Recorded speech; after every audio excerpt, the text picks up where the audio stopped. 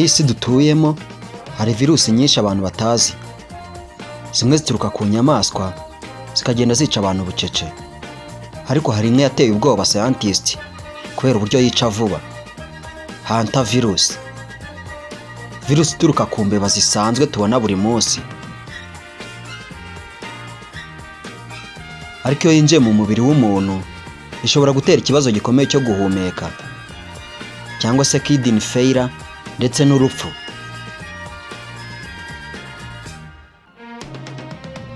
Mu mwaka w'1993 muri Leta Zunze Ubumwe za Amerika abantu batangiye gupfa mu buryo butunguranye. Abadogiteri ntibari bazi icyo ari cyo.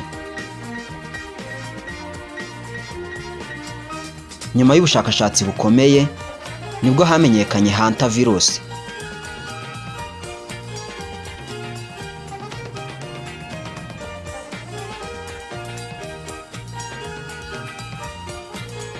Uyu munsi nyuma y'imyaka myinshi raporo nshya zasohotse zitandukanye zikomeje gutera impungenge ku isi.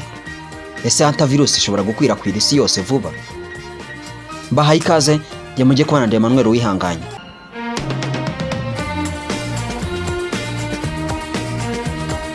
Hantavirus ni virusi ikwirakwizwa cyane n'imbeba ndetse n'andi matungo mato yo mu bwoko bwa rodents.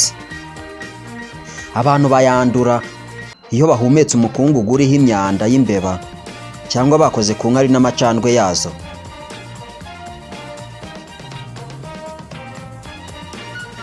Abascientifique bavuga ko abantu benshi bayandurira mu mazu yafunzwe igihe kirekire, mu bubiko cyangwa mu hantu harimo imbeba.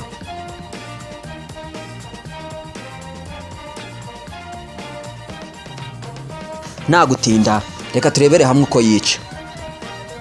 Ibimenyetso bya mbere bishobora gusa na gripe, harimo umuriro, kubabara umubiri, umunaniro ndetse no kuruka.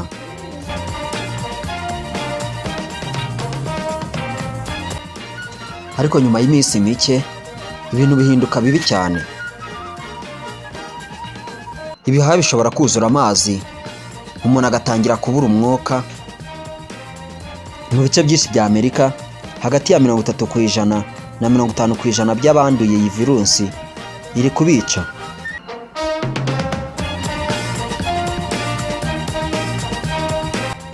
Dore imwe mu byateye ubwoba isi yose.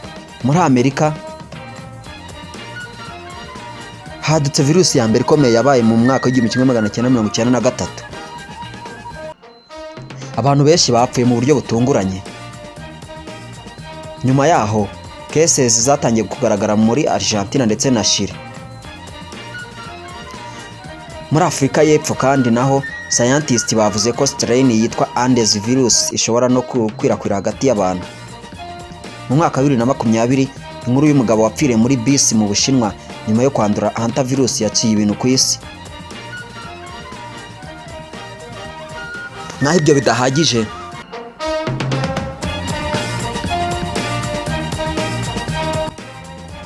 impamvu indwara ya hantavirus iteye ubwoba.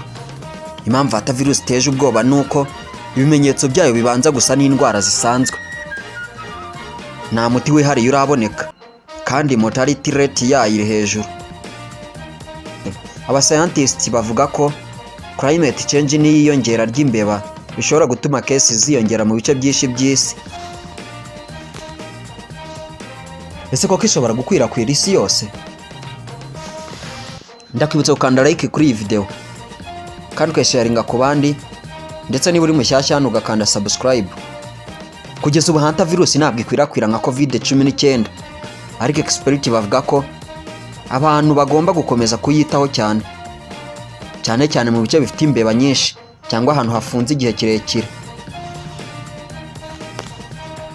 Isi yigeze gutungurwa na virusi nyinshi, kandi ikibazo ni iki? Ese hantavirus ishobora guhinduka ikibazo gikomeye mu gihe kiri imbere? Hantavirus ni imwe muri virusi zituruka ku nyamaswa zikomeje gukurikiranwa cyane n'abaganga ndetse n'inzobere mu by'ubuzima, nubwo itarakwirakwira ku rwego rwa pandemic. Uburyo yica n'uburyo yandura bikomeje gutera impungenge.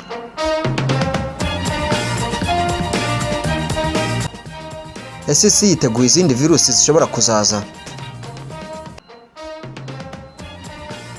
If you enjoyed this documentary, subscribe to Yemi Media TV because the next story could be even more terrifying. Ndi Emmanuel Wihanganye, naho ubutaha.